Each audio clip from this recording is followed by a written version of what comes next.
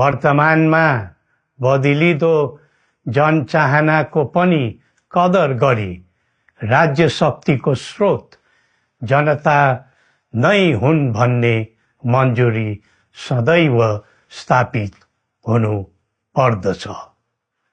राष्ट्र निर्माता श्री 5 बरामहाराज धीराजको दिव्य उपदेशलाई नै अबको राज्य सत्ताको मूल मन्त्र सोच्नुमा के होला?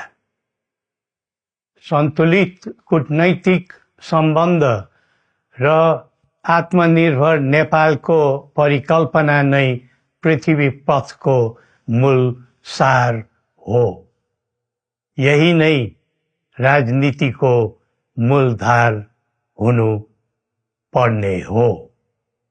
विश्वको बदलिँदो परिस्थितिलाई मनन गर्दै विश्वव्यापीकरण र स्वतन्त्र व्यापारका आधारहरूलाई चुनौतीको रूपमा लिँदै चरम आर्थिक मन्दी भोग्नु परिरहेको अहिलेको सन्दर्भमा नेपाल जस्ता विकासोन्मुख देशले आत्मनिर्भर अर्थतन्त्र निर्माणको कार्यमा अर्जुन दृष्टि लगाउनु पर्ने समय आएको छ।